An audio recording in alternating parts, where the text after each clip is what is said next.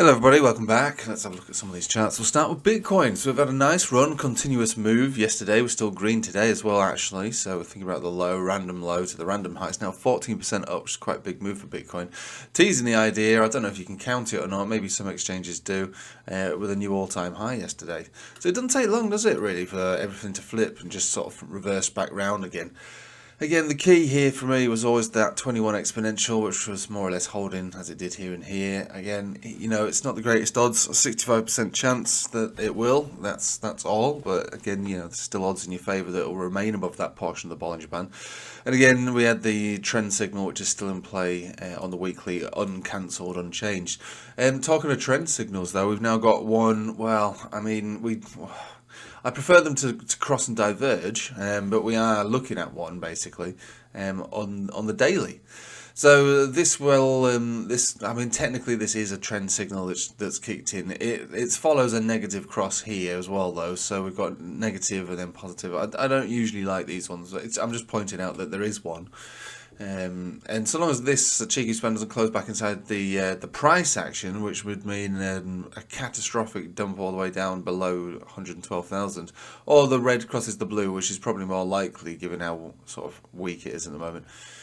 This is a trend on the daily as well. No bearish divergence. Everything's just pointing back up. And so as far as the daily is concerned, it wants to go for continuation.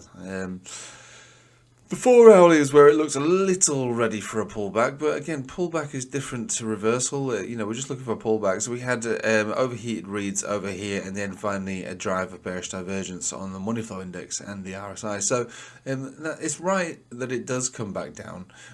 Personally, the best thing you could look for would be over the rest of today into tomorrow, move down towards this trend line where the 20 and the 21 sort of meet you. So we're talking about $120,000. If it did lose this area, then the next obviously is around about 117, which is slicing more or less through a lot of this previous price action. But for the moment, you're supported by so much. 1, 2, 3, 4, 5. 5, well, kind of 6 really supports all the way down, but to be honest, generally looks quite good. The dominance chart is rising ever so slightly, but still hasn't broken the 50 exponential. So with that, could be a break here, or breakout, breakdown. I'm not really sure, to be honest. Kind of not convinced in either direction. This was what I was saying on the last stream. I said really it's, there's as much bullish as there is bearish information on this one, so it could go either way. I think just being positioned generally, in enough alt and Bitcoin, you should be okay. Which we always are. Bitcoin is still the biggest position I have, but it's also the most boring, I suppose, for the most part. We just reference it as overall health. It's the foundation of which the altcoin houses are built on, really. So if we have a healthy market with a healthy Bitcoin, you can only hope that the altcoins can fulfill their destiny based on their own charts. And obviously, if it's doing the other, then we would expect them to come down with Bitcoin. So we always look at Bitcoin mostly. Well, I look at Forex before this as well. I just don't want to bore you all to death with it.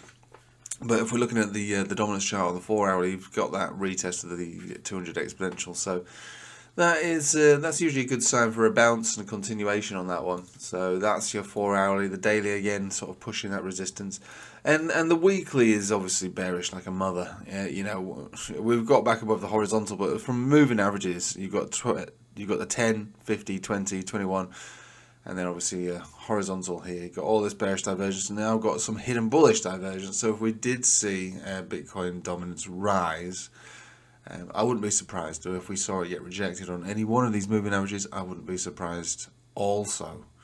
Crypto stocks having a great time, and Coinbase having a great pump here. That's fine. Again, allocated nicely, plus got futures on that one. Clean spark, breakout. We're looking like we're going to close the weekly breakout on this occasion now. And again, nicely positioned in that. So crypto stocks also having a good time.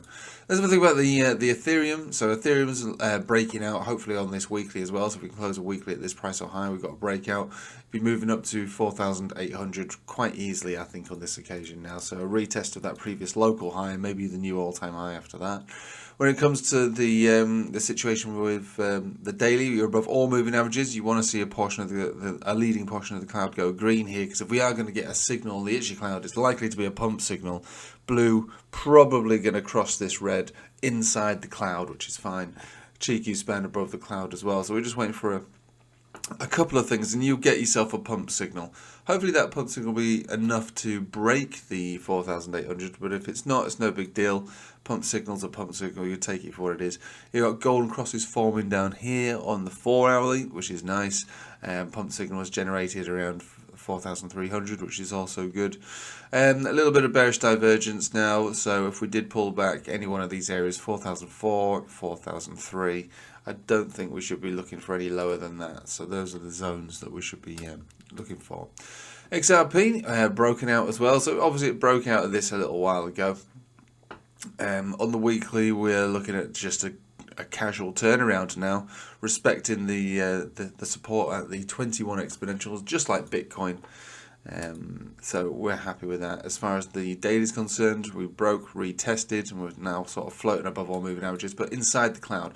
So it's good, but it could get choppy on this one. You could even see a move back down to the major support. But for now, we're looking at the magical $2.93.94 ish kind of area. And yeah, I mean that's about it. $2.93 as well for your 4-hourly. So generally everything looks quite good. I would expect a miniature pullback, but only to these smaller areas. You know, if you're looking to go long or whatever, it's just a little bit further from where we are right now, and then obviously stop losses can be just below those zones. If Bitcoin and the major alts all look like they want to go, then I think it's fair to assume that most altcoins will rally as a result of that, just through association with the market. But like I say on the Patreon twice a week, because we're doing a live stream tomorrow night as well, but I'm always saying it, look, there's plenty of altcoins out there that have bad charts. You know, we focus on these strong ones every day. And, you know, I've got a few that are not strong, but I'm holding on to them anyway because the weeklies suggest that they could turn around, maybe. But what I always say is that it might be a rubbish-looking altcoin, and you can't look at that chart and expect anything special to take place from it. But if something did happen to it and it did start to rally like a beast, it's not necessarily because its chart is you know, the best thing you've ever seen. It's usually an imbalance in the order books, and crypto moves as one big massive market. So, you know, let's just say the top 10 start to move, Bitcoin, Ethereum, XRP, you know, some of the others, you know, just because they'll start to move, the others will move through association with that. So even the rubbish charts will have a dead cat bounce. But it doesn't mean that they are the best. They might move up 25% in one day, whereas Bitcoin might only do 3%. That doesn't mean that altcoin is better than Bitcoin. It just means that there is less money involved in that, so when money does finally move into it, you get a big pump on it, but it doesn't mean that the chart is anywhere near as good as Bitcoin. So just reflect on that. You know, percentages do not necessarily mean superiority of the technicals. So and so yeah, I'll just leave it with you there. I'm sure you all know that anyway. You know, my viewership on YouTube is almost 90% subscribe based, so you clearly watch me all the time. So you've probably heard that a million times as well. Right, I'll leave it there then. So generally looking for a pullback over this weekend, a miniature one into those 4-hourlies and daily supports, only to get picked up because it does look all quite very bullish on the high term timeframes. Right, thanks for watching. Hope you have a nice day. Take it easy.